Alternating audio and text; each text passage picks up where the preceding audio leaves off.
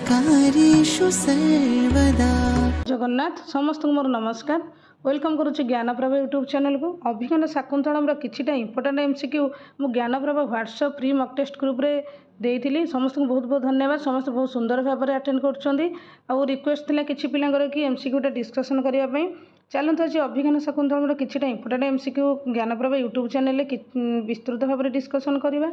जो मैंने अभिज्ञान शाकुंतलम पढ़ुछंती और परीक्षा में प्रिपरेशन करुछनी समस्त निश्चित भाव में डिस्कसन क्लास रे जोड़ी हुंतु। माने हेल्पफुल फॉर कौन एसएसबी टीजीटी आरएचटी संस्कृत जेकोसी एग्जाम्पल पीजीटी हो नेट हो सब आमर आसूसी सिलेबस भी अच्छी एमसीक्यू सहित किछिटा माने अलग थियोरी टाइप रे किछिटा करवा माने मूल उपरे एग्जाम दृष्टि प्रश्न गुड़िक अत्यंत यूजफुल माने इंपोर्टेंट क्वेश्चन अच्छी आ ज्ञानप्रभा यूट्यूब चैनल जोड़ी हूँ। जो मैंने जोड़ी होना ज्ञानप्रभा व्हाट्सएप ग्रुप रे मो यूट्यूब कमेंट बॉक्स रे डिस्क्रिप्शन में मेंशन करदेवी। समस्ते चाहिए ज्ञानप्रभा फ्री मक टेस्ट ग्रुप रे जोड़ी हो पारे।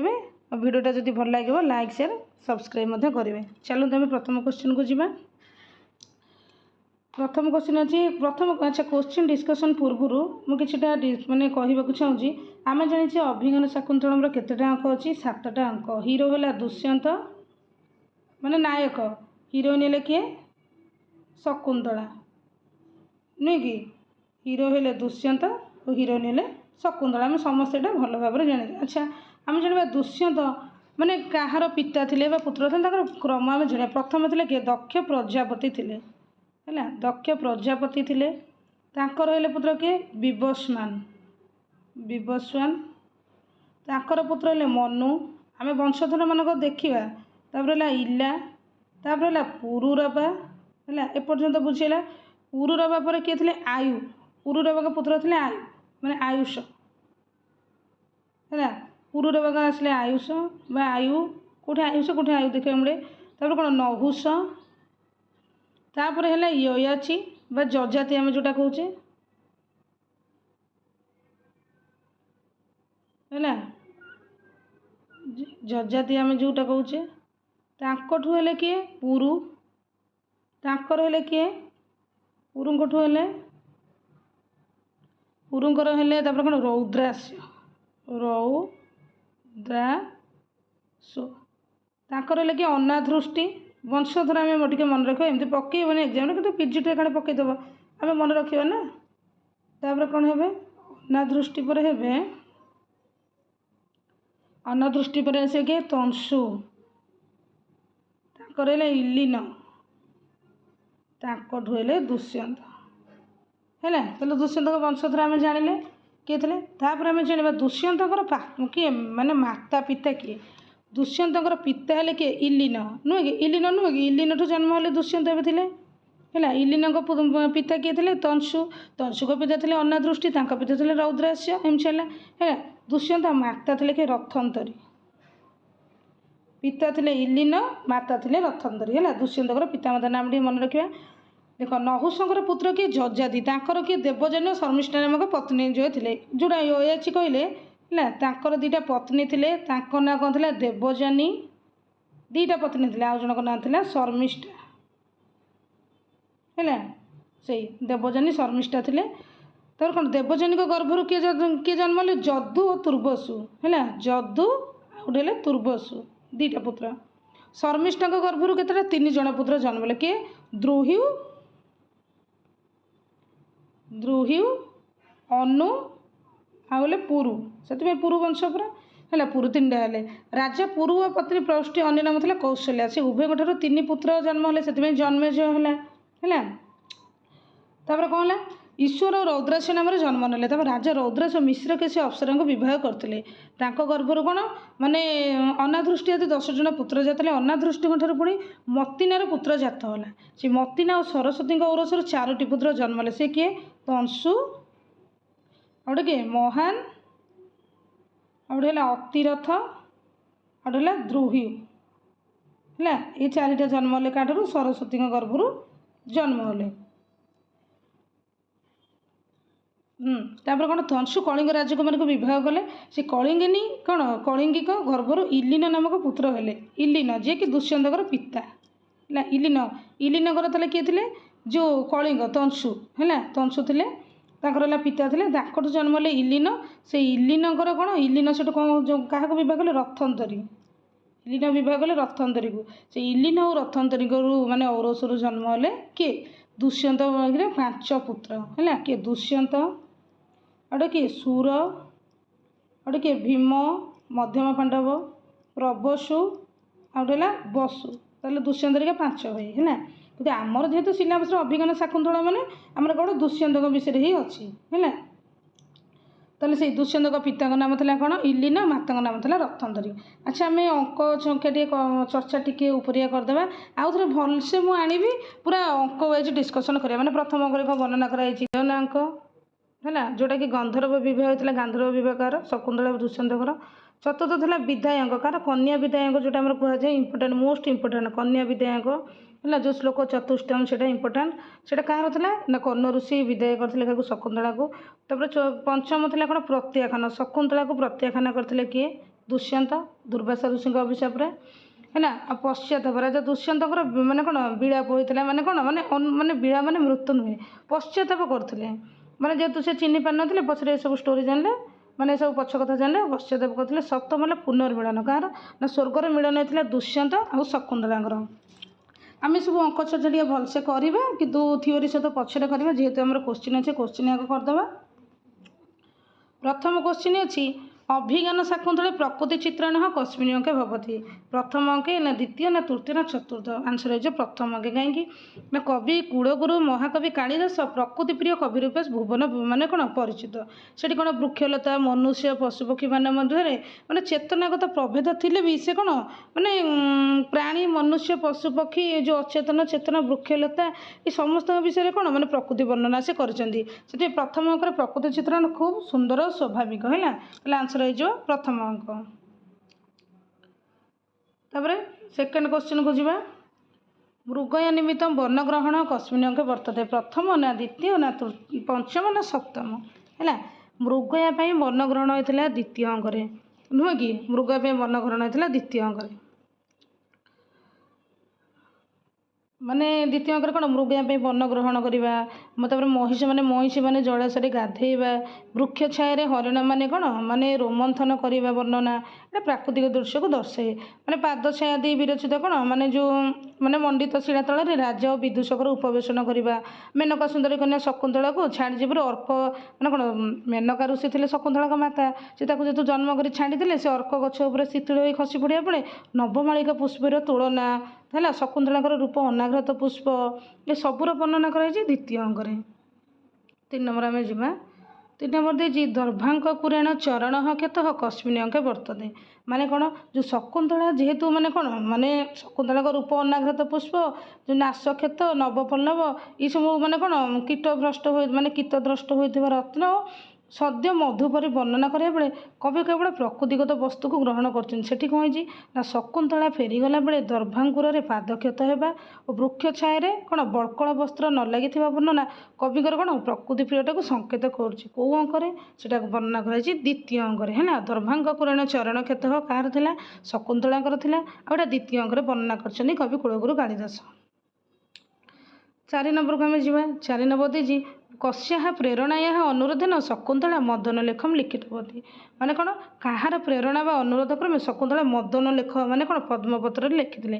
ଅନୁସୂୟା, ପ୍ରିୟମ୍ବଦା, ଗୌତମୀ ନା ଏ ବି ବୋଥ୍ ହେବନି। ତାଙ୍କ 2 ଜଣ ସଖୀ ଥିଲେ କିଏ ଶକୁନ୍ତଳାଙ୍କର, ଅନୁସୂୟା ଥିଲେ, ଆଉ ଜଣେ ଥିଲେ ପ୍ରିୟମ୍ବଦା। ଏ 2 ଜଣ ସଖୀ ଥିଲେ, କିନ୍ତୁ ଏଇ 2 ଜଣ ସଖୀରୁ କିଏ ତାଙ୍କୁ ଅନୁରୋଧ କରିଥିଲା, ସିଏ ହେଇଯିବେ କିଏ, ସିଏ ହେଇଯିବେ ପ୍ରିୟମ୍ବଦା ହେଲା। ପ୍ରିୟମ୍ବଦାଙ୍କ ଦ୍ୱାରା ପ୍ରେରିତ ହୋଇକି ଶକୁନ୍ତଳା ସେଠି କ'ଣ ଶୁକୋଦର ସଦୃଶ ସୁକୋମଳ ପଦ୍ମପତ୍ରରେ ନଖ ଦ୍ୱାରା ପ୍ରେମପତ୍ର ଲେଖିଲେ। ଆଉ ସେତେବେଳେ କ'ଣ ପ୍ରେମପତ୍ର ଲେଖିବେ ବୋଲି ଆଉ କ'ଣ ମାନେ ସେଠି ତ ଚିଠି ନଥିଲା, ସେମିତି କିଛି ଯୋଗାଯୋଗର ସୁବିଧା ନଥିଲା ସେତେବେଳେ। ସେଥିପାଇଁ କ'ଣ ସେ ତାଙ୍କ ନଖ ଦ୍ୱାରା ହିଁ ପ୍ରେମପତ୍ର ଲେଖିଥିଲେ। ଇମ୍ପୋର୍ଟାଣ୍ଟ କ୍ୱେଶ୍ଚିନ୍, କାହା ଦ୍ୱାରା ନା, ନଖ ଦ୍ୱାରା ହିଁ ସେ ଲେଖିଥିଲେ ହେଲା। କାହା ପ୍ରେରଣାରେ ନା, ପ୍ରିୟମ୍ବଦାଙ୍କ ପ୍ରେରଣା ପାଇକି। 5 ନମ୍ବର ଆମେ ଯିବା। 5 ନମ୍ବର ଦେଇଛି, କୁଶିକ ପୁତ୍ର କହ ହେଲା। କୁଶିକ ପୁତ୍ର କହ ଦେଇଛି। କୁଶିକ ପୁତ୍ର ହବ କହ। କଣ୍ୱ ନା, ବଶିଷ୍ଠ, ବିଶ୍ୱାମିତ୍ର, ଗୌତମ। କୁଶିକ ଆମେ ଜାଣିବା, କୁଶିକସ୍ୟ ପୁତ୍ର ହେଲା କୌଶିକ ହେଲା। କୌଶିକ ପୁତ୍ର ହେଲା କିଏ, କୌଶିକ କାହାକୁ କହିବା, ବିଶ୍ୱାମିତ୍ର। ବିଶ୍ୱାମିତ୍ରଙ୍କୁ କୁହାଯାଏ କୌଶିକ। ତାପରେ 6 ନମ୍ବରକୁ ଆମେ ଯିବା। ହଁ, କ୍ୱେଶ୍ଚିନ୍ ରହିଲା କାଶ୍ୟପ କଶ୍ୟପ କିଏ, କମେଣ୍ଟ ବକ୍ସରେ ଆନ୍ସର ଦେବେ ହେଲା। କିଏ ମାରିଚଙ୍କୁ କ'ଣ କୁହାଯିବ, କର୍ଣ୍ଣଙ୍କୁ କ'ଣ କୁହାଯିବ ସେଇଟା କମେଣ୍ଟ ବକ୍ସରେ ମେନସନ୍ କରିବେ, କିନ୍ତୁ କୌଶିକ ହେଲେ ବିଶ୍ୱାମିତ୍ର। 6 ନମ୍ବର ଆମେ ଦେଖିବା ସାଙ୍ଗରବ ଶକୁନ୍ତଳା ସହ ରାଜପୁର୍ଯ୍ୟ ପ୍ରବିଶତ କସ୍ମିନ୍ୟଙ୍କେ ଭବତି। ପ୍ରଥମ ନା ଦ୍ୱିତୀୟ ନା ଚତୁର୍ଥ ନା ପଞ୍ଚମ। ଦେଖ ସାଙ୍ଗରବ କିଏ ଥିଲେ, ସାଙ୍ଗରବ ସାରଦୂତ ଥିଲେ କର୍ଣ୍ଣଙ୍କର ଶିଷ୍ୟ। କର୍ଣ୍ଣଙ୍କର 5 ଜଣ ଶିଷ୍ୟ ଥିଲେ, ତା ଦେହରୁ 2 ଜଣ ଥିଲେ କିଏ, କର୍ଣ୍ଣଙ୍କର ଶିଷ୍ୟ। ଏଇ ସାଙ୍ଗରବ କ'ଣ ସାରଦୂତ ଗୌତମୀ ମାନେ ଗୌତମ ହେଲା, ଏଇମାନେ ହିଁ ଯାଇଥିଲେ ଶକୁନ୍ତଳାକୁ କେଉଁଠି ଛାଡ଼ିବାକୁ, ଶକୁନ୍ତଳାକୁ ଯାଇଥିଲେ ରାଜପ୍ରସାଦକୁ ଛାଡ଼ିବାକୁ ହେଲା। କେଉଁ ଅଙ୍କରେ, ପଞ୍ଚମ ଅଙ୍କରେ। ଯେହେତୁ ଚିହ୍ନି ପାରିନଥିଲେ ସେଥିପାଇଁ କ'ଣ କର୍ଣ୍ଣ ଋଷି ଯେହେତୁ କ'ଣ ପଞ୍ଚମ ଅଙ୍କ କ'ଣ ଥିଲା, ପ୍ରତ୍ୟାଖ୍ୟାନ ଅଙ୍କ। ଯେହେତୁ ଶକୁନ୍ତଳାକୁ କ'ଣ ଦୁଷ୍ୟନ୍ତ ପ୍ରତ୍ୟାଖ୍ୟାନ କରିଦେଇଥିଲେ, ଚିହ୍ନି ପାରିନଥିଲେ, ସେଥିପାଇଁ କହିଲେ ତମର କେହି ନୁହଁ ହେଲା। ଆମେ ଯାହାକୁ ଚିହ୍ନିନେ ଆମେ କ'ଣ ତାକୁ ଆପଣେଇ ପାରୁଛ, ସେମିତି ସେ ତାକୁ ଚିହ୍ନି ନାହାନ୍ତି। କାହିଁକି ନା ଅଭିଶାପ ଦେଇଥିଲେ ଦୁର୍ବାସା ଋଷି। କିଏ, ଦୁର୍ବାସା ଋଷି ଅଭିଶାପ ଦେଇଥିଲେ, ଚିହ୍ନି ପାରିଲେନି, ସେଥିପାଇଁ ତାକୁ ପ୍ରତ୍ୟାଖ୍ୟାନ କଲେ। ସେଇଥିପାଇଁ କର୍ଣ୍ଣ ଋଷି କହିଲେ କି ନାହିଁ, ବିବାହ ସରିଛି ମାନେ ତୁ କ'ଣ ମାନେ ଝିଅଟେ ବାପ ଘରେ ରହିବା ଉଚିତ ନୁହେଁ, ଶାଶୁ ଘରେ ରହିବ। ସେଥିପାଇଁ ସାଙ୍ଗରବ ସାରଦୂତ ଗୌତମ ଏ 3 ଜଣ ଯାଇଥିଲେ ଶକୁନ୍ତଳାକୁ ମାନେ କ'ଣ ତାଙ୍କ ଶାଶୁ ଘରକୁ ଛାଡ଼ିବା ପାଇଁ, ସେଇଟା ଥିଲା ପଞ୍ଚମ ଅଙ୍କରେ ହେଲା, ପ୍ରବେଶ କରୁଥିଲେ। ତାପରେ 7 ନମ୍ବର ଆମେ ଯିବା ଧୀରୋଦାତ ନାୟକ କହ ହେଲା। ଧୀରୋଦାତ ନାୟକ କିଏ, ଉଦୟନ ନା ଭୀମ ନା ଦୁଷ୍ୟନ୍ତ ନା ସର୍ବାଭୀମ, ସମସ୍ତେ ଯିବେ ନା। ଧୀରୋଦାତ ନାୟକ କିଏ, ମାନେ ଦେଖ ଧୀରୋଦାତ ନାୟକ ମାନେ କ'ଣ କରିବେ, ଧୀରୋଦାତ ନାୟକର ଲକ୍ଷଣ କ'ଣ ଥିବ, ଧୀରୋଦାତ ନାୟକ ଲକ୍ଷଣ ହୋଇଥିବ ସେ ପୁରୁ ବଂଶରେ ଜାତ ହୋଇଥିବେ, ପୁରୁ ବଂଶରେ ପ୍ରଭାବଶାଳୀ ରାଜା ଥିବେ, ରାଜର୍ଷି ହେଇଥିବେ, ଏଇମାନେ ହିଁ ଧୀରୋଦାତ ନାୟକ କୁହାଯିବ। ତାହେଲେ ଏମାନେ କିଏ, ଧୀରୋଦାତ ନାୟକ। ଆମେ ଯଦି ଅଭିଜ୍ଞାନ ଶାକୁନ୍ତଳ ପଢ଼ୁଛେ ଆମେ ନ ଜାଣିପାରିଲେ ବି ଏଠି ଆରାମସେ ମାରିଦେବା ଦୁଷ୍ୟନ୍ତ। ଅଭିଜ୍ଞାନ ଶାକୁନ୍ତଳ ମାନେ ବେଳେ ଏଠି ଉଦୟନ ଆସିବେନି। ଉଦୟନ ଥିଲେ ଧୀର ଲଳିତ ନାୟକ କିଏ, ଉଦୟନ। ଭୀମ ଥିଲେ କିଏ, ଧୀର ଉଦ୍ଧତ ନାୟକ ହେଲା, ଧୀର ଉଦ୍ଧତ। ସେଥିପାଇଁ ଦୁଷ୍ୟନ୍ତ କ'ଣ, ଉଦୟନ ଥିଲେ ଧୀର ଲଳିତ, ଭୀମ ଥିଲେ ଧୀର ଉଦ୍ଧତ, ଦୁଷ୍ୟନ୍ତ ଥିଲେ ଧୀର ଦାତ ନାୟକ ହେଲା। ତାହେଲେ କ'ଣ ଧୀର ଦାତ ନାୟକ ଥିଲେ ଦୁଷ୍ୟନ୍ତ, ସେ ପୁରୁ ବଂଶର ରାଜା ଥିଲେ ହେଲା। ଶକୁନ୍ତଳା ଦେଖିବା କେଉଁ ନାୟିକା, ଏସବୁ ଏଇ ଛୋଟ ଛୋଟ କୋଶ୍ଚିନ୍ ହିଁ ଆମର ଏକ୍ଜାମରେ ପଳେଇ ଆସୁଛି। ଧୀରୋଦାତ ନାୟକର ଲକ୍ଷଣ କ'ଣ, ସେ ରାଜର୍ଷି ହୋଇଥିବ, ପ୍ରତାପଶାଳୀ ରାଜା, ପୁରୁ ବଂଶରେ ଜନ୍ମ ହୋଇଥିବ, ଇଏ ହିଁ ଧୀରୋଦାତ। ତେବେ ଦୁଷ୍ୟନ୍ତ ବି ମାନେ କ'ଣ ପ୍ରକୃତି ତାଙ୍କର ବହୁତ ଭଲ ଥିଲା, ତାଙ୍କୁ ସମସ୍ତେ ବହୁତ ଭଲ ପାଉଥିଲେ ହେଲା। ତାପରେ ଆମେ ଦେଖିବା ଦୁଷ୍ୟନ୍ତଙ୍କ ପରେ କ'ଣ ଶକୁନ୍ତଳା କେଉଁ ନାୟିକା ଥିଲେ ଆମେ ଦେଖିବା। ଶକୁନ୍ତଳା ଆମର ନାୟିକା ଥିଲେ କ'ଣ, ମୁଗ୍ଧା ନା ମଧ୍ୟା ନା ପ୍ରଗଳ୍ଭା ନା ସର୍ବାଭି। ମାନେ କିଏ ଥିଲେ, ଶକୁନ୍ତଳା ଆମର ସର୍ବାଭି ଯିବ, କାରଣ ସେ ମୁଗ୍ଧା ଥିଲେ, ମଧ୍ୟା ଥିଲେ, କ'ଣ ପ୍ରଗଳ୍ଭା ନାୟିକା ଥିଲେ ନାଇଁ କି।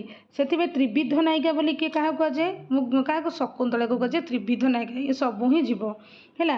ମାନେ ଏଇ ସବୁ ଗୁଣରେ ହିଁ ଶକୁନ୍ତଳା ନାଟକରେ ନାୟିକା ଶକୁନ୍ତଳା ମୁଗ୍ଧା ଅଟନ୍ତି, କାରଣ ସେ ଥିଲେ ନବ ଯୌବନା, କର୍ମ ବିକାର ଯୁକ୍ତା, ମାନେ କ'ଣ କାମ ବିକାର ଯୁକ୍ତା। ତାପରେ କ'ଣ ପ୍ରତିକୂଳ ଥିଲେ, ପ୍ରଣୟକୋପୀ ଥିଲେ, କୋମଳା ଥିଲେ, ସେଥିପାଇଁ ତାଙ୍କୁ ସବୁ ନାୟିକା ବୋଲି କୁହାଯାଏ ହେଲା। ମୁଗ୍ଧା ଯିବେ, ମଧ୍ୟା ଯିବେ, ଆଉ କ'ଣ ଯିବେ, ପ୍ରଗଳ୍ଭା ବି ଯିବେ। 9 ନମ୍ବର ଆମେ ଦେଖିବା। 9 ନମ୍ବର କୋଶ୍ଚିନ୍ ଦେଇଛି ମୁନି ନାମ 10 ସହସ୍ରମ୍ କ'ଣ ଜୋନ ଦାନାଦି ପୋଷଣାତ୍ କସ୍ୟ କୃତେ ଅସ୍ତି। କ'ଣ କର୍ଣ୍ଣ, ଏଇଟା କପ ହେଇଯାଇଛି, ଏଇଟା କର୍ଣ୍ଣ ହେଲା। କର୍ଣ୍ଣ ନା ଗୌତମ ନା ବିଶ୍ୱାମିତ୍ର ନା ଦୁଷ୍ୟନ୍ତ। ଆମେ ବି ଦେଖିବା ମୁନି ନାମ 10 ସହସ୍ରମ୍।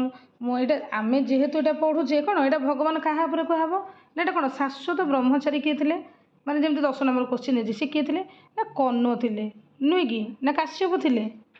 କର୍ଣ୍ଣ, ସେ କର୍ଣ୍ଣ ଯେ କାଶ୍ୟପ, ସେ ଯେ କୋଶ୍ଚିନ୍ ମୁଁ ପଚାରିଥିଲି କର୍ଣ୍ଣ ଥିଲେ।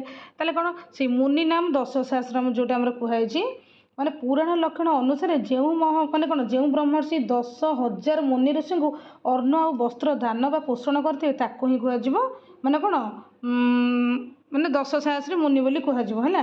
ମାନେ ପୁରାଣ ଲକ୍ଷଣଟା ଅଛି, ଶ୍ଲୋକ ନେ ମୁନି ନାମ 10 ସହସ୍ରମ୍ ଯୋ ଅନ୍ନ ଦାନାଦି ପୋଷଣାତ୍ ଅଧ୍ୟାପୟତି ବିପ୍ରର୍ଷି ରସ କୁଳପତି ସ୍ମୃତ ହେଲା। ଏଇଟା କୁହାଯାଇଛି ପୁରାଣରେ, ଏଇଟା କୁହାଯାଇଛି। ପୁଣି ପଦ୍ମ ପୁରାଣରେ ବି ସେଠି କହିଥିବେ କ'ଣ ଆଚାର୍ଯ୍ୟ ବହୁ ଶିଷ୍ୟାଣାମ୍ ମୁନି ନାମ ଗ୍ରଣିତୁସ୍ତୁଜଃ ବ୍ରତ ଯଜ୍ଞାଦି କର୍ମାଢ୍ୟ ସବୈ କୁଳପତି ସ୍ମୃତ ହେଲା। କାହାକୁ ନା କର୍ଣ୍ଣଙ୍କ ଉଦ୍ଦେଶ୍ୟରେ ସେଠି କୁହାଯାଇଛି, କାରଣ ସେ ମୁନି ଋଷିମାନଙ୍କୁ ଅନ୍ନ ସହିତ ବସ୍ତ୍ରାଦି ମଧ୍ୟ ଦାନ କରୁଥିଲେ। କାହାକୁ ନା 10,000 ମୁନି ଋଷିଙ୍କୁ, ସେଥିପାଇଁ 10 ସହସ୍ରମ୍ କହିଲେ କର୍ଣ୍ଣ ଋଷିଙ୍କୁ ଏଠି ବୁଝେଇବ। ତାପରେ ଆମେ 10 ନମ୍ବର ଦେଖିବା ଶାଶ୍ୱତ ବ୍ରହ୍ମଚାରୀ କହ ହେଲା। ଭଗବାନ କାଶ୍ୟପ ମାନେ କିଏ, ବ୍ରହ୍ମଚାରୀ ରୂପରେ ତପସ୍ୟାରେ ସିଦ୍ଧି ଲାଭ କରିଥିଲେ। ତାଙ୍କ ତପସ୍ୟାରେ ଏମିତି ପ୍ରଭାବ ଥିଲା, ମାନେ ସେଠି ରାକ୍ଷସମାନେ ମଧ୍ୟ ଯଜ୍ଞନିଷ୍ଠାରେ ବିଘ୍ନ କରିବାକୁ ସାହସ କରୁନଥିଲେ। ସେମାନେ ବହୁତ ତପସ୍ୱୀ ଥିଲେ, ମାନେ ବହୁତ ତପସ୍ୟା କରିକି ମାନେ ଘୋର ତପସ୍ୟା ସେ କରୁଥିଲେ। ତାପରେ ଶକୁନ୍ତଳାଙ୍କ ପ୍ରତିକୂଳ ଭାଗ୍ୟକୁ ଶାନ୍ତ କରିବାକୁ ଯାଇ ସୋମତୀର୍ଥକୁ ଯାଇଥିଲେ। କିଏ, କାଶ୍ୟପ ଋଷି ହେଲେ କର୍ଣ୍ଣ ହେଲା। ଆମେ ଜାଣିଲେ କ'ଣ କୌଶିକ ପାଇଗଲେ କିଏ ବିଶ୍ୱାମିତ୍ର, କାଶ୍ୟପ ପାଇଗଲେ କର୍ଣ୍ଣ, ତାହେଲେ କଶ୍ୟପ କିଏ ମାରିଚ ରହିଲେ। 11 ନମ୍ବର ଆମେ ଦେଖିବା ଅଭିଜ୍ଞାନେ ବିଦୂଷକ କହ। କିଏ ଥିଲେ ମାଧବ୍ୟ ନା ଗୌତମ ନା ମାଣବକ ନା ମୈତ୍ର। ମାଧବ୍ୟ ଯାହା ମାଧବ୍ୟ ବି ସେମ୍ ହେଲା, ମାନେ ମାଧବ୍ୟ ମାନେ ମାଧବ୍ୟ, ତାଙ୍କୁ ମାଧବ୍ୟ କେଉଁ କେଉଁ ଜାଗାରେ ମାଧବ୍ୟ ବି କୁହାଯାଏ। ତାର ଅଭିଜ୍ଞାନ ଶାକୁନ୍ତଳେ ବିଦୂଷକ ଥିଲେ ମାଧବ୍ୟ ନୁହେଁ କି, ସିଏ ଥିଲେ କାହାର ଦୁଷ୍ୟନ୍ତଙ୍କ ମିତ୍ର ଥିଲେ ହେଲା, ଦୁଷ୍ୟନ୍ତଙ୍କ ମିତ୍ର ଥିଲେ।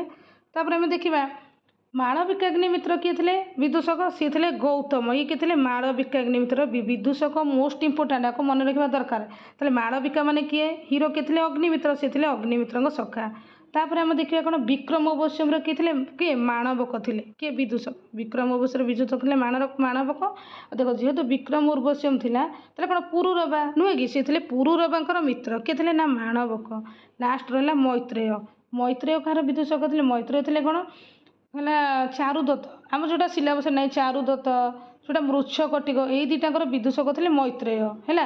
ଚାରୁଦତ୍ତର ମିତ୍ର ଥିଲେ ମୈତ୍ରେୟ କ'ଣ ଚାରୁଦତ୍ତରେ, ଆଉ କ'ଣ ଯେଉଁଟା ମୃଚ୍ଛକଟିକ ଆମେ ଦେଖିବା ସେଇଟା ମାନେ ବିଶ୍ୱସ୍ତ ମିତ୍ର ଥିଲେ କାହାର, ମାନେ ଚାରୁଦତ୍ତଙ୍କର। ସେ ଗରିବ ବ୍ରାହ୍ମଣ ଥିଲେ ଦରିଦ୍ର, କିନ୍ତୁ ମୈତ୍ରେୟ ତାଙ୍କର ବିଶ୍ୱସ୍ତ ବ୍ରାହ୍ମଣ ଥିଲେ। ତାପରେ ଲାଷ୍ଟ ରହିଲା କିଏ ସ୍ୱପ୍ନ ବାସବଦତ୍ତର ବିଦୂଷକ କିଏ ଥିଲେ ବସନ୍ତକ ହେଲା। ସ୍ୱପ୍ନ ବାସବଦତ୍ତର ବିଦୂଷକ ଥିଲେ ବସନ୍ତକ। ଆମେ ବିଦୂଷକ ନା ନିହାତି ମନେ ରଖିବା ଦରକାର ହେଲା। ସ୍ୱପ୍ନ ବାସବଦତ୍ତର ଥିଲେ ବିଦୂଷକ ବସନ୍ତକ। ସେ କାହାର ମିତ୍ର ଥିଲେ, ଉଦୟନଙ୍କ ମିତ୍ର ଥିଲେ। ତାହେଲେ ଆମେ ଜାଣିଲେ କ'ଣ ଅଭିଜ୍ଞାନର ବିଦୂଷକ କିଏ ମାଧବ୍ୟ ହେଲା। ମାଧବ୍ୟ ଠିକ୍, ମାଧବ୍ୟ ବି ଠିକ୍, ଯେଉଁଟା ଲେଖିଲେ ଠିକ୍। ଏବେ 12 ନମ୍ବରକୁ ଯିବା। ଅଭିଜ୍ଞାନ ହଁ ଶକୁନ୍ତଳା ଚିତ୍ରାୟାଃ ପ୍ରଶଂସା ଭବତି। ପ୍ରଥମ ନା ଚତୁର୍ଥ ନା ପଞ୍ଚମ ନା ଷଷ୍ଠ। ଏଠି ପଚାରିଲା ଅଭିଜ୍ଞାନଙ୍କର ଚିତ୍ରୟାଃ ପ୍ରଶଂସା, ଏଠି ପଚାରିଲା କେଉଁ ଅଙ୍କରେ କରାଯାଇଛି। ଆଚ୍ଛା, ଅଭିଜ୍ଞାନ ଚିତ୍ର ପ୍ରଶଂସା ମାନେ କ'ଣ, ଅଭିଜ୍ଞାନ ନିଜେ ଚିତ୍ର କରିଥିଲେ ମାନେ ଶକୁନ୍ତଳା, ନା ଅନ୍ୟ କିଏ ଚିତ୍ର କରିଥିଲେ। ଆମେ ପ୍ରଥମେ ଜାଣିବା ହେଲା। ଅଭିଜ୍ଞାନ ମାନେ ଏମିତି ଗୋଟେ ମାନେ ଅଭିଜ୍ଞାନ ଶାକୁନ୍ତଳ ମାନେ ଯେଉଁଠିକି ମହର୍ଷି କର୍ଣ୍ଣ ମାନେ ସେଠି କ'ଣ ମାନେ ମାଳିନୀ ନଦୀ ତୀରରେ ଥାଇ ଆଶ୍ରମ କରିନଥିଲେ କୁଳପତି, ବୈଖାନସ୍ୟ ସାଙ୍ଗରଙ୍କ ସହ ଶାରଦତ୍ତ ଋଷିକୁମାର, ନାରଦ ଗୌତମ ହାରିତ, ମାନେ ଏମାନଙ୍କ ସହ ଯାଇକି ମାନେ କ'ଣ ମାଳିନୀ ନଦୀ ତୀର୍ଥ ଗଲେ। ମେନକ ଶକୁନ୍ତଳାକୁ ପରିତ୍ୟାଗ କଲା ପରେ ମହର୍ଷି କର୍ଣ୍ଣ ତାଙ୍କୁ ଆଣି ଆଶ୍ରମରେ କ'ଣ ଲାଳନ ପାଳନ କଲେ। ତାପରେ କ'ଣ କାଳିଦାସ ପୁଣି ଶାକୁନ୍ତଳ ନାଟକରେ କ'ଣ ଦୁଷ୍ୟନ୍ତଙ୍କର ମିତ୍ର ରୂପେ ବିଦୂଷକ ଗ୍ରହଣ କଲେ, ତାଙ୍କ ନାଁ ଥିଲା ମାଧବ୍ୟ। ଏହିପରି ଭାବରେ କ'ଣ ଅନୁସୂୟା ପ୍ରିୟବତ ତାଙ୍କର ସଖୀ ଆସିଲେ। ଏହିସବୁ ବର୍ଣ୍ଣନା ବହୁତ ସୁନ୍ଦର ଭାବରେ କରାଯାଇଛି। ଆଉ ଦେଖିବ କେଉଁ କେଉଁ ମାନେ ପ୍ରାୟ ଦେଇଥିବ ଏଠି ଅଭିଜ୍ଞାନ ମାନେ ଚିତ୍ରର ପ୍ରଶଂସା କ'ଣ, ଯେହେତୁ ଏଟା ପ୍ରକୃତି ବର୍ଣ୍ଣନା ଥିଲା ତ ଚିତ୍ର ମାନେ କ'ଣ ମାନେ ଯେଉଁ ଚିତ୍ରପଟର ବର୍ଣ୍ଣନା କରାଯାଇଥିଲା କେଉଁ ଅଙ୍କରେ ସେଇଟା ପ୍ରାୟ ଦେଖିବ ପଞ୍ଚମ ଅଙ୍କ ଅଛି, ଆଉ ଗୋଟେ ପ୍ରଥମ ଅଙ୍କ ବି ଦେଖିବାକୁ ମିଳେ, ମାନେ ଗୋଟେ ଗୋଟେ ବୁକ୍ରେ ଦେଖିବ ହେଲା। ତାହେଲେ ଆନ୍ସର ହେଇଯିବ ପଞ୍ଚମ ଅଙ୍କ ପ୍ରଥମ। ପ୍ରଥମ ଅଙ୍କରେ ତ ବେଶୀ ମିଳେନି, ପଞ୍ଚମ ଅଙ୍କରେ ବେଶୀ ଠିକ୍ ହେବ। 13 ନମ୍ବର ଆମେ ଦେଖିବା ଶକୁନ୍ତଳା ଏହା ବଳକଳ ବସ୍ତ୍ରମ୍ କୟା ଦୃଢ଼ମ୍ ବଦ୍ଧମ୍ ଆସୀତ୍ ହେଲା। ଶକୁନ୍ତଳା ମାନେ ଯେତେବେଳେ ଦେଖିବା ମାନେ ଶକୁନ୍ତଳା ମାନେ କ'ଣ, ଯେତେବେଳେ ବଳକଳଟା ମାନେ ଖସି ଯାଇଥିଲା, ଯେଉଁଟା ଆମେ କହିବା ମାନେ ଦୃଢ଼ ଭାବରେ, ଯେଉଁଟା ମାନେ ଶକୁନ୍ତଳା ଯେହେତୁ ବଳକଳ ବସ୍ତ୍ର ଗଛରେ ବଳକଳ ତିଆରି ପୋଷାକ ପିନ୍ଧିଥିଲେ, କାହା ଦ୍ୱାରା ଶକ୍ତ ଭାବରେ ବନ୍ଧା ଯାଇଥିଲା ବୋଲି ପଚାରୁଛି। ଏଇଟା ଆନ୍ସର ହେବ ପ୍ରିୟମ୍ବଦା ହେଲା। ପ୍ରିୟମ୍ବଦା କାରଣ ନାଟକର ପ୍ରଥମ ଅଙ୍କରେ ଯେତେବେଳେ ଶକୁନ୍ତଳା ନିଜ ସଖୀମାନଙ୍କ ସହ ଗଛରେ ପାଣି ଢାଳୁଥିବେ ମାନେ ପାଣି ଦେଉଥିବେ, ସେତେବେଳେ ସେ କ'ଣ କହିବେ, ତାଙ୍କ ପୋଷାକଟି ବହୁତ ଶକ୍ତ ଭାବରେ ବନ୍ଧା ହେଇଛି। ଯାହା ଦେଖ ସିଏ ତ ଆମ ଭଳି ସାର୍ଟ ପ୍ୟାଣ୍ଟ ଭଲସେ ପିନ୍ଧୁନଥିବେ, ସେ ଗଛର ବଳକଳ ପିନ୍ଧୁଥିବେ, ତାଙ୍କୁ ବହୁତ କଷ୍ଟ ଅନୁଭବ ହେଇଛି ହେଲା। ଶକୁନ୍ତଳା ସେଠି କହିବେ ସଖୀ ଅନୁସୂୟାଙ୍କୁ ବା ପ୍ରିୟମ୍ବଦାକୁ ମୋର ବଳକଳ ବସ୍ତ୍ର ବହୁତ ମାନେ ଶକ୍ତ ଭାବରେ ବାନ୍ଧି ହେଇଯାଇଛି, ବହୁତ କଷ୍ଟ ହେଉଛି, ୟାକୁ ଢିଲା କରିଦେବ। ଏହା ଶୁଣି ପ୍ରିୟମ୍ବଦା ସେଠି ହସି ଦେଇକି କ'ଣ କହିବେ ଯେ ଏଥିପାଇଁ କ'ଣ କହିବେ, ଏଥିପାଇଁ ଆମେ ଦାୟୀ ନୁହେଁ, ତୁମେ ନିଜର ବଢ଼ୁଥିବା ଯୌବନ ଦୋଷ ହିଁ ତୁମର ଦାୟୀ, ଆମକୁ କାହିଁକି ଦୋଷ ଦେଉଛ, ଏମିତି କହିକି ପ୍ରିୟମ୍ବଦା ସେଠି କହିଥିବେ। ବୁଝିହେଲା। 13 ନମ୍ବର ହେଇଯିବ ଅପସନ୍ ବି। 14 ନମ୍ବର ଆମେ ଯିବା ଶାରଦ୍ୱତ କହ, ଏଠି ପଚାରିଲା ହେଲା। 14 ନମ୍ବର କ'ଣ ପଚାରିଲା। ଆଚ୍ଛା, ଆମର ଆଉ ଗୋଟେ ମନେ ରଖିବା, ଇନ୍ଦ୍ରଙ୍କର ସାରଥୀ ନାମ ଥିଲା ମାତଳି ହେଲା। କୋଶ୍ଚିନ୍ ଆଣିନି କିନ୍ତୁ ମନେ ରଖିବା, ଏଇଟା ପରୀକ୍ଷାରେ ପକାଇଦିଏ। ଇନ୍ଦ୍ରଙ୍କର ସାରଥୀ ହେଲେ ମାତଳି। ଆଚ୍ଛା, ଆମେ ଏବେ ଦେଖିବା ଶାରଦ୍ୱତ କହ। ଶାରଦ୍ୱତ କିଏ ଥିଲେ, ଆମେ ଜାଣିଛେ ମହର୍ଷି କର୍ଣ୍ଣଙ୍କର କେତେ ମାନେ 6 ଜଣ ଶିଷ୍ୟ ଥିଲେ। କିଏ ବୈଖାନସ, ଆଉ ଗୋଟେ କିଏ ଥିଲେ ସାଙ୍ଗରବ 2, 3 ଥିଲେ ଶାରଦ୍ୱତ, 3 ଥିଲେ ନାରଦ ବା ହାରିତ, ତାପରେ କିଏ ଗୌତମ ହେଲା 5, ତାପରେ ଯଜମାନ ଶିଷ୍ୟ। ଏଇମାନେ ଥିଲେ କିଏ ମହର୍ଷି କର୍ଣ୍ଣଙ୍କର ଶିଷ୍ୟ ଥିଲେ। ତାହେଲେ ଏଠି ଆମର ପଚାରୁଛି ଶାରଦ୍ୱତ କିଏ ଥିଲେ, ତାହେଲେ କ'ଣ ମାରିଚିଙ୍କ ଶିଷ୍ୟ ନା କ'ଣ, ମାରିଚିଙ୍କ ଶିଷ୍ୟ କିଏ ଥିଲେ ଗାଲବ ଥିଲେ ହେଲା।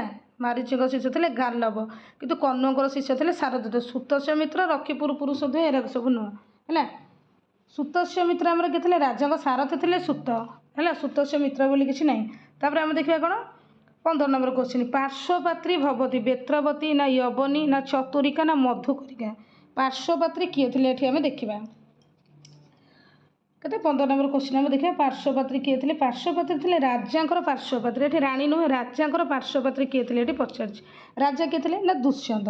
ତାହେଲେ ଦୁଷ୍ୟନ୍ତଙ୍କର ପାର୍ଶ୍ୱପାତ୍ରୀ କିଏ ଥିଲେ? ୟବନୀ ଥିଲେ ହେଲା। ବେତ୍ରବତୀ ନୁହଁ, ଚତୁରିକା ନୁହଁ, ମଧୁକରିକା ନୁହଁ ହେଲା। ୟବନୀ ଥିଲେ ରାଜାଙ୍କର ପାର୍ଶ୍ୱପାତ୍ରୀ ହେଲା। ଆମେ ବେତ୍ରବତୀ ଦେଖିବା କିଏ? ବେତ୍ରବତୀ କିଏ ଥିଲେ? ବେତ୍ରବତୀ ଥିଲେ ପ୍ରତିହାରୀ ହେଲା। ରାଜାଙ୍କର ପ୍ରତିହାରୀ ଥିଲେ ବେତ୍ରବତୀ। ଟିକେ କମେଇଦେବା ଲେଖି ହେବ।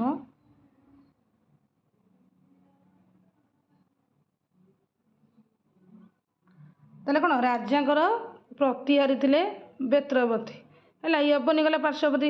ଚତୁରିକା ମଧୁକରିକା ହେଲା। ଚତୁରିକା ମଧୁକରିକା ପରଭୃତିକା ଥିଲେ ରାଜାଙ୍କର ପରିଚାରିକା। ଇଏ ଥିଲେ ରାଜାଙ୍କର ପରିଚାରିକା, କିନ୍ତୁ ୟବନୀ ଥିଲେ ପାର୍ଶ୍ୱବତୀ। ରାଜ୍ୟ ଶ୍ୟାଳକଃ କହ ସୂଚକଃ ନା ଜାନୁକଃ ନା ଶ୍ୟାଳଃ ନା ଭଦ୍ରସେନଃ? ତାହେଲେ ପଚାରିଛି ରାଜ୍ୟ ଶ୍ୟାଳକଃ କହ। ଆମେ ଜାଣିବା ରାଜ୍ୟ ଶ୍ୟାଳକଃ କହ ମାନେ ରାଜ୍ୟ ଶ୍ୟାଳକ ବା ପୋଲିସ ବା ରକ୍ଷୀ ମୁଖ୍ୟ ଯାହାକୁ କୁହାଯାଏ ହେଲା।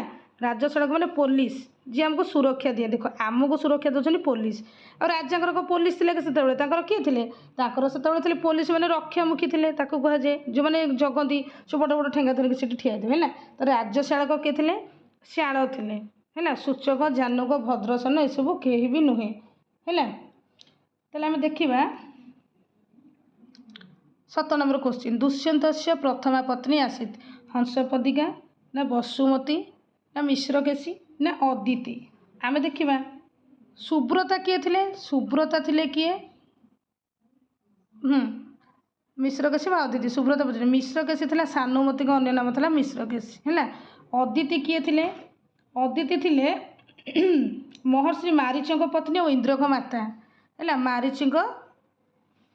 ମାରିଚଙ୍କ ଶିଷ୍ୟା ଥିଲେ କିଏ? ଏଇ ଅଦିତି ଥିଲେ କିଏ? ସରି ଅଦିତି ମୁଁ କହୁଥିଲି ପରା। ଅଦିତି ଥିଲେ ମାରିଚଙ୍କ ପତ୍ନୀ, ଇନ୍ଦ୍ରଙ୍କ ମାତା। କିଏ? ଅଦିତି ଥିଲେ ଇନ୍ଦ୍ରଙ୍କ ମାତା, ମାରିଚଙ୍କ ପତ୍ନୀ ହେଲା। ଆଉ ବସୁମତୀ ହଂସପାଦିକା କିଏ ଥିଲେ? ଇଏ ଦୁଇ ଜଣ ଥିଲେ କିଏ? ଆଉ ମିଶ୍ରକେଶୀ ଅନ୍ୟ ନାମ ଥିଲା କ'ଣ? ସାନୁମତୀ। ହଂସପାଦିକା ବସୁମତୀ ଥିଲେ ରାଜାଙ୍କର ଦୁଇ ପତ୍ନୀ, କିନ୍ତୁ ପ୍ରଥମ ପତ୍ନୀ କିଏ ଥିଲେ? ବସୁମତୀ। ପ୍ରଥମ ପତ୍ନୀ ଥିଲେ ବସୁମତୀ, ଦ୍ୱିତୀୟ ଥିଲେ ହଂସପାଦିକା। ପ୍ରେମିକା ବା ତୃତୀୟ ପତ୍ନୀ ଥିଲେ କିଏ? ଶକୁନ୍ତଳା ହେଲା। ତାହେଲେ ଆମର ଆନ୍ସର ହେଇଯିବ ବସୁମତୀ। କିନ୍ତୁ ଆମର ରାଜସ୍ଥାନୀ ରିଟ୍ ଏରିକାରେ ଦେଖିବ ସେ ବସୁମତୀ ମାନେ ସେ ହଂସପାଦିକା ହିଁ ମାନେ। ତାପରେ ଦେଖିବ 18 ନମ୍ବର। ମହର୍ଷି କଣ୍ୱସ୍ୟ ଶିଷ୍ୟ ମଧ୍ୟ ନ ଆୟାତେ। ଆମେ ମହର୍ଷି ଶିଷ୍ୟଙ୍କର କ'ଣ ଜାଣିଲେ? କ'ଣ ମାନେ କିଏ ଥିଲେ? କର୍ଣ୍ଣଙ୍କର ବୈଖାନସ, ସାଙ୍ଗରବ, ସାରଦ୍ୱତ, ନାରଦ ବା ହାରିତ, ଗୌତମ ଓ ଯଜମାନ ଶିଷ୍ୟ। ଏଇମାନେ ଥିଲେ ମହର୍ଷି କର୍ଣ୍ଣଙ୍କ ଶିଷ୍ୟ। ତାହେଲେ ଏହା ଭିତରେ ଦେଖିବା କିଏ ଯାଉନି? ଯଜମାନ ଶିଷ୍ୟ ଯାଉଛି, ହାରିତ ଯାଉଛି ନୁହେଁ କି? ବୈଖାନସ ଆମର ଦେଖିବା, ବୈଖାନସ ବି ଯାଉଛି। ତାହେଲେ ଆମର କ'ଣ ମାନେ ସମସ୍ତେ ଯାଉଛନ୍ତି। ହାରିତ ମାନେ ନାରଦ। ତାହେଲେ ସର୍ବେ ବି ହେଇଯିବ ରାଇଟ୍ ଆନ୍ସର ହେଲା 18 ନମ୍ବରଟା।